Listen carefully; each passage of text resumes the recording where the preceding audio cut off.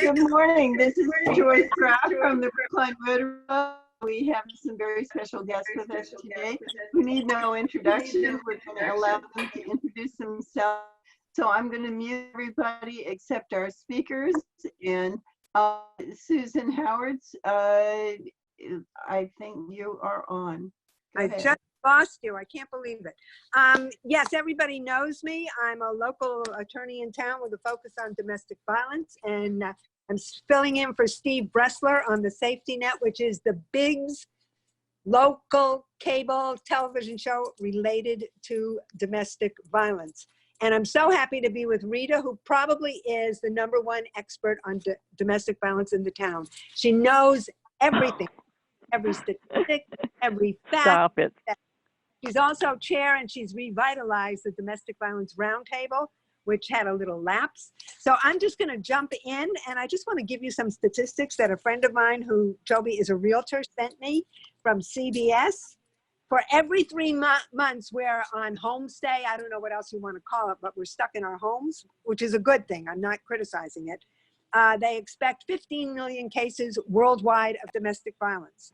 If it goes to 6 months, that will double, 31 million cases of domestic violence. And if it goes for a year, this is from WHO, World Health Organization, 61 million cases of domestic violence worldwide.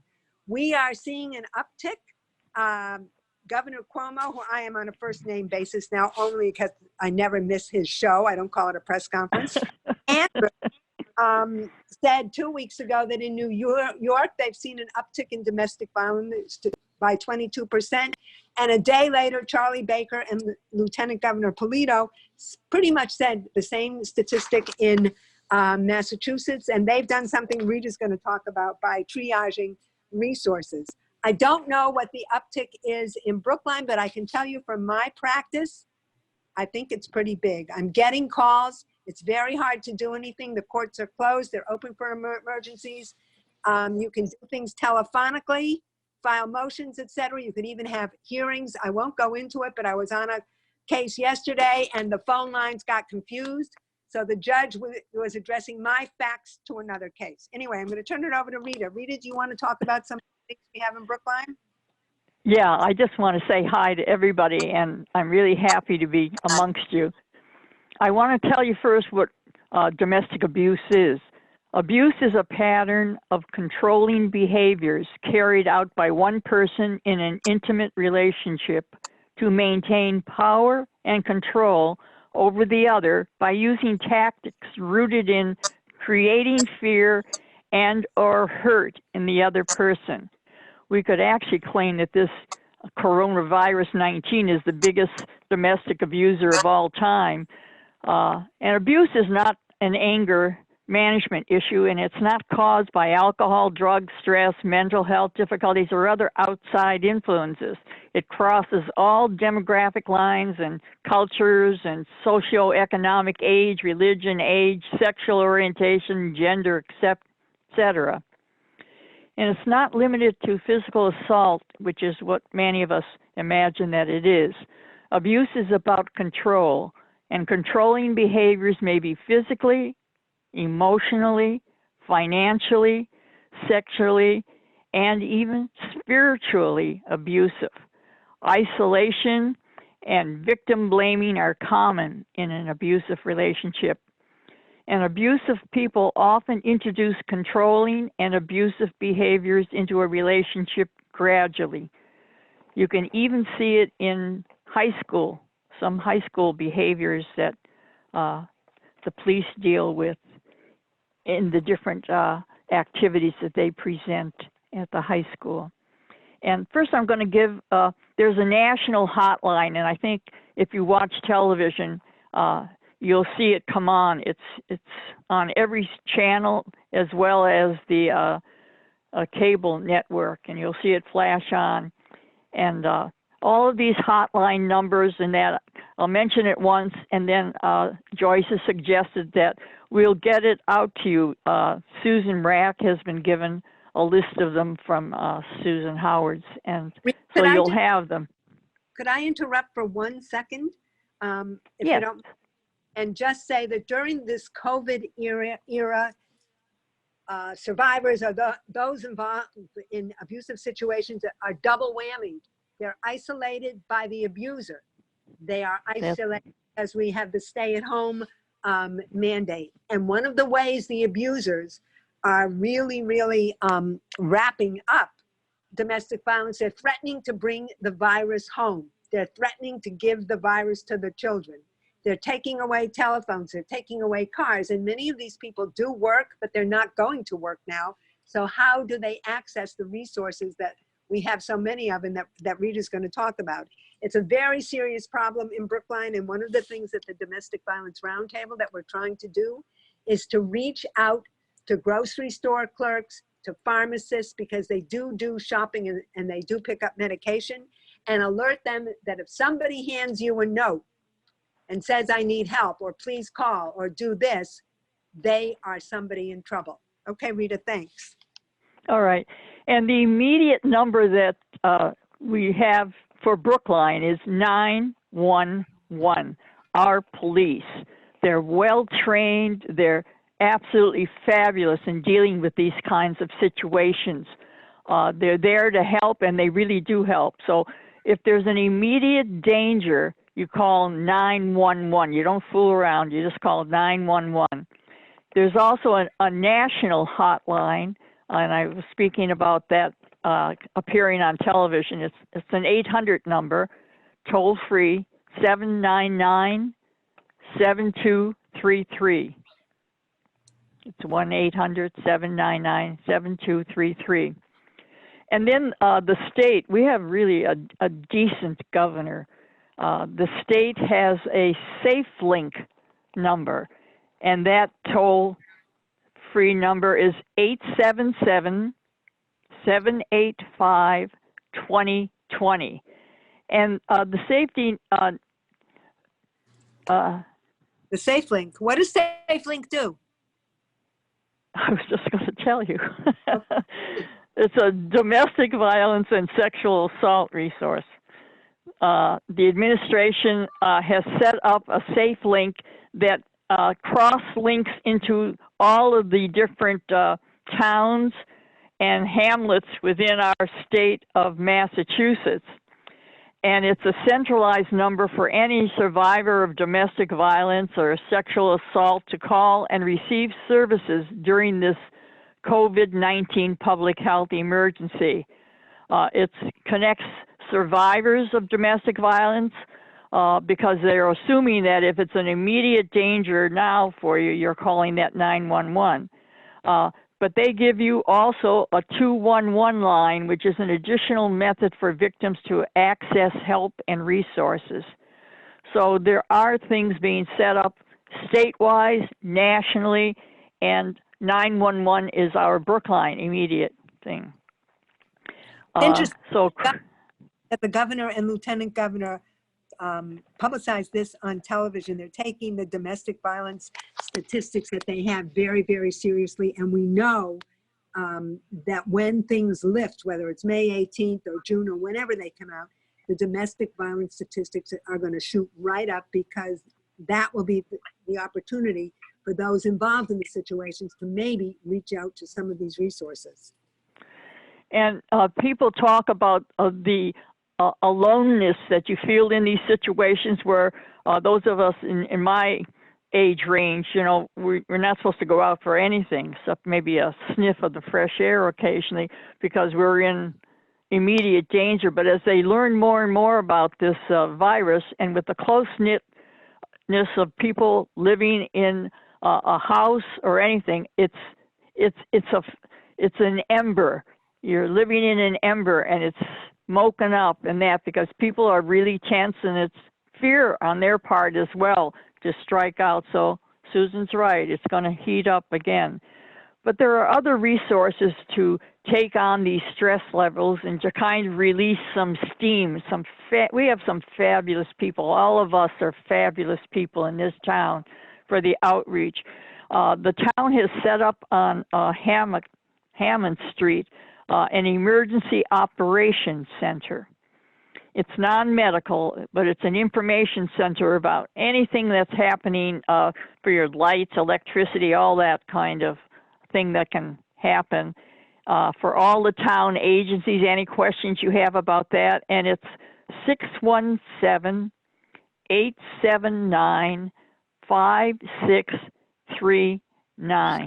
Again, 617-879-5639. And again, it's an information center. It's not to call and tell the police or anybody in town that there's someone not wearing a mask when you see them. It's for general information. And there aren't any stupid questions. Well, there are some. And then another is through the Brookline Foundation, Community Foundation. Some of you may be on the board, but anyway, it's a fabulous thing. And through them and the Mental Health Center in Brookline, their main number is 617-277-8107. There is a safety net program. They're not connected to us. I think we had the name first, safety net. But We did. this is the safety net program, and you call the mental health center number that I give you, and they then, if you say safety net program, they will put you in contact with someone who's sitting at a phone at home or someplace else, but who's an absolute expert. These are people that have been trained in the right amount of activity, and they're very holistic. They also, privacy and confidentiality is absolute in this.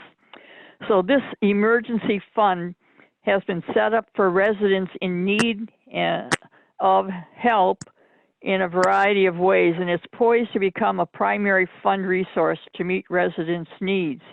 It's administered by the Mental Health Center, but it's the idea and all of the other function is through the Community Foundation, the Brookline Community Foundation. So it's a safety net, and anyone living in Brookline, anyone working in Brookline who doesn't live here, that's okay. Anyone who goes to school in Brookline, and that includes the Metco kids, their families are part of our family in Brookline. Anyone that is in Brookline in any way, and I was thinking today whether it would include people that work and come for Rotary, which is such a philanthropic arm. But there was no one there to answer my question asking that. But anyone, and it's for, and it's up to $1,000, as you can see, because, you know, when you find out how many people are out of work, and it's not limited by income. Your income, they don't even bother asking income. It doesn't matter. They don't ask that question because it's anyone who's part of our community, our people that work here, live here, go to school here, do things here. And it doesn't matter if they're citizens, non-citizens, nobody's going to ask, nobody cares about that. We just want people to feel that they've got an emergency fund that they can get to. So for food, it can be for medicine, it can be for a mortgage, it can be for rent, it can be for any of that. And as I said, confidentiality is prime. And I wanted to give you a little background of where the money, some of the money came from to the Community Foundation for this. All through, well, at least 10 years, the Planning Department and the Housing Advisory Board, which I sit on, I'm one of the members of that, and the funding that comes from the federal government for housing, GBDG. It's a funding thing for low-income people, and HAB is not for low income, it's for affordable, and in Brookline, affordable. It's not low, I'll tell you that. But anyway, it's for that. We gave $100,000 out of the Housing Advisory Board fund to help with this, and the CDBG from the government also gave $75,000, and other donations came into the Brookline Community Foundation so that there would be funding there for these emergencies. We've got to take the stress off of people. And anyway, I really feel a lot of gratitude to the Brookline Community Foundation, fabulous group. And then the Housing Authority, believe it or not, still they've set up routines within the Housing Authority. They have a general manager, and then they have managers in each building. The people are supposed to be staying in their apartments. Food is brought to them in bags. They're not supposed to be outside hanging out together, but the same is at the 100 Center Street as well. They have the people that live there are asked to stay in there. They're not walking the hallways. They're not coming down to community rooms. They're strictly staying in their apartment building, which is, I think, very difficult. And but that's what they do. And food is brought to them. If they need doctor's care, that's taken care of. And there's help available if they need it. And at the Housing Authority, which I think is great because they've got some families that have teenage kids that, you know, are getting very restless at small space, etc. So they're doing a great job. And I thought Karen, in a little bit, might be able to tell you something about Women Thriving, a group that the Housing Authority has sponsored and along with others and is doing good work. Rita, I just want to interject. Go ahead. That we don't know very much about, where there's probably quite a bit of domestic violence, is the immigrant population. I don't know what percent of Brookline has immigrants, whether they're documented or undocumented, but they are not reaching out for the resources that Rita has read off for fear of being deported or picked up or their kids taken. I'm involved in a domestic violence deportation case, and luckily the hearing isn't until December, but that's probably going to be kicked because the Boston Immigration Court has the largest backlog of cases of any immigration court in the United States, which I'm grateful because the longer we push out the hearing, the longer my client can stay. But we're very concerned about the immigration population. And one other thing I want to say, there are a lot of lawyers who have been let go from big firms, middle-sized firms. Solo practitioners like me, who are courtroom attorneys, are virtually flat because the courts aren't open. So if anybody knows of any attorneys who would be willing to take a pro bono domestic violence case, please call me. We're trying to organize Brookline lawyers. And there are also therapists, psychologists, social workers whose businesses have just sort of flattened. If you know of anybody, let us know. Sorry, Rita. It's okay. There's also a group out of Newton, which is under the auspices of the JCC, Journey to Safety, and they're called Second Step. Great, great lawyers. So maybe they can help out as well, but or to help organizing and get people known. And you know, Brookline is a sanctuary city. It became maybe 5 years ago a sanctuary city. So maybe the calling the Emergency Operations Center, you might get some information about that for people that are immigrants, because they're not supposed to be doing crazy things to immigrants in this town, because supposedly they have protection. So if you have needs for that, you might have someone call that number and find out. It's 617-879-5639. Because if the immigrants are working here, they also have access to the safety net program and can get funding to pay the rent or whatever, or to find if they have a problem with domestic violence, if it's a female and her children, that the foundation can also help them find another place to rent while this stuff's going on, because sometimes it's a fear of not being able to afford someplace else to live that keeps the party that's being abused. I think that's all the numbers. I've got 1,000 numbers here, too many, to tell you the truth. Any questions? Would anybody like to ask us questions? Anybody there? Did everybody hang up? No, I'm here. Susan Rack has a question. Everybody's asleep. They're taking their nap. Question, Arnie? Can I say something? It's Toby. Oh, sorry. Excuse Hi, me. Toby. Yeah. Toby, All I wanted to say is that one of the women that's very involved with Second Step is also very involved with Women Thriving, not as a volunteer, but as a staff. It's just of Good. interest. Yeah. Yes, So I have there's a some question. crossover there. just a minute, please. Sorry. I'm sorry I interrupted. No, You didn't interrupt. no, you Oh, didn't. good. You saved us. Arnie You is- saved us. Okay, So I was going to ask Toby to please tell us a little bit more about Women Thriving while you have that. Oh, all right. Well, Women Thriving is a group that originated in Brookline, and I'm going to say maybe 6 or 7 years ago. A couple of social workers, one of them from the Brookline Community Mental Health Center, just got this bright idea. And what they've done is it's a fabulous organization doing really important work. They're working with women with all different backgrounds. I mean, everyone is financially in need. I don't think there's anyone there that's comfortably financially, but there are a lot of different interest groups that these people can belong to. For example, one is how to manage your money, just a lot of things. And the woman from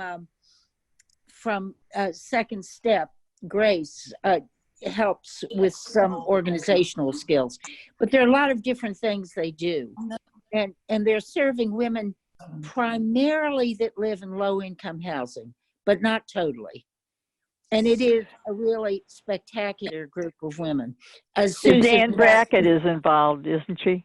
Yes, Ann is one of the founders. Yeah. She and another woman that was a social worker at and is no longer there at Brookline. They also Community give Mental dinners at the Korean church. That's right. Has been Well, we don't very always- open. Yeah, We don't and always- I can we give don't- a little update. I gave a little bit before we started that we've been having a healthy cooking with the community women Yes. for 3 years. Yeah. And we had to stop it. The last one we had was February because of COVID, obviously. But prior to that time, I mentioned to some of the people before that we've really become a family. Everybody's gotten to know each other. They know, mothers, fathers, people who don't even come. We all sort of check in with each other. And it's been fabulous. And I plan to start it again. Students participate, Rotarackers, and then just students around campus. And if we're able to have something like that again in the fall, we will certainly start it up. So whenever we're able to, this will happen again. So it's been That's excellent. joy. That's such good news, really. Yeah, and just a reminder that I got a grant from Target, the little Target that's right on Com Ave, nominated this project so that we could start it. And we'll probably have enough money to make it through December 2020. And then I'm going to have to look for more funding. Well, let us know, will you please, about Yeah. when you do your fundraising and that? Yeah, I will. Because some of these kids are also in the Steps to Success program as well. I'll definitely and do it's, that. Okay. I think Sharon and Arnie had a comment. who Go for? ahead, Sharon, you're on. Yeah. You're on. Okay, my question to Susan, is there any statistics on female perpetrators of violence versus male? Who are the victims? And who are the male? Are there any male victims? Arnie, yes, there are. The majority are female, but this cuts across all lines. And the Safety Net did a show on domestic violence in the gay community. Sandra Lundy, who is yes. a premier divorce attorney, was the speaker. And we have one coming up with Obama's head of Obama's trans committee, who is going to talk about domestic violence in the trans community. I don't know when, because it's very interesting. She has to get permission from National. I don't know what National is, but anyway, her mom lives in Brookline, and that's how I got to her. But yes, there are males who are, is a smaller percentage. I don't have the statistics on him, but I will certainly look for them and email them to you. Can I ask a question too? Yes. Elias has a question. I have a question for both Susan and Rita. Okay. I am helping right now a family of two. They're in their mid-70s, and I think you all know them, or most of you know them. They've been unfortunate that they ran out of money and out of housing, and for a while they've been sleeping in my showroom. They call me every day to ask me if they can sleep there. Would safety net have something for them? Can they help them? Can we? Yes. If I mentioned their names, which is unfair, I wouldn't do it now. You would all know them. You don't have to, but give them the numbers we gave you for the safety net program. And also housing. And also How- housing. Rita. Yeah, the housing. Well, the housing, they Yeah. all work together. Right. Yes. Try it, Elias, and if not, get back to us. We'll see if we can find something. Yeah, Okay. offline. Yeah, we can do Offline, something, but the I would- safety net program is for people like that too. Okay, very Right. good. And Susan Rack had a question. One's a question, the other is maybe a thought. Susan, you said you were concerned about the immigrant community. Have you reached out to ESWA, What is ESWA? The union? Eastern Service Workers? No, because I work with Mira, with Eva Malona, who Okay. is the director of the Massachusetts Immigration, Refugee, and Asylum Project. She's on Governor Baker's, and she's on the national board. So if I have, and I also have a mentor. I am not an immigration attorney. I'm a DV attorney. Right. I make it very clear in court, but don't mess with me when it comes with the domestic violence. I have a mentor, Jeremiah Friedman, who was the foremost immigration attorney in Boston. Now he's making beer, and I can see why, boy. Just in terms of getting your message out. They're having trouble too until the rule cuts out and we can start mingling again. Then Yeah. they'll rise. They'll have an okay time. But listen, Susan, even for you, I think, and the immigration person, I would use Safety Link for that too. Yes. If there's a need for money for paying a lawyer, there are a lot of things. You know, it just only goes up to $1,000 because of the limited amount, but it can be used for that too. The other question I had was the children. And I'm thinking about, are you hearing anecdotally a lot more abuse of the children? And Yes. what about childcare issues? Can we get them out of the apartments into childcare? Is that even? The police do take care of that, Susan. But there- 911, they have to call, and the police take care of that. Child abuse is up, and they expect the Yeah. stats to go way up. And Rita's right. Call Doreen at No, don't give her number out. She at Brookline. call the police. Yeah. Give But the ask- 911 number. I'm sorry, everybody. I have to leave. It's been good to see you. I hope this has been informative, at least. Any questions, or email me. And now that I don't have to show up at 12 o'clock, I might Zoom you again. Thanks for coming. Yay. Thank you very, very In her much, pajamas, too. Rita, too. And I'm going to turn the meeting back over to George Chapman, our president, who now is. All right. Thank you. Thank you. Bye, everybody. Bye. Thanks, Bye, Rita. Rita. Bye, you all, and thanks so much. Susan.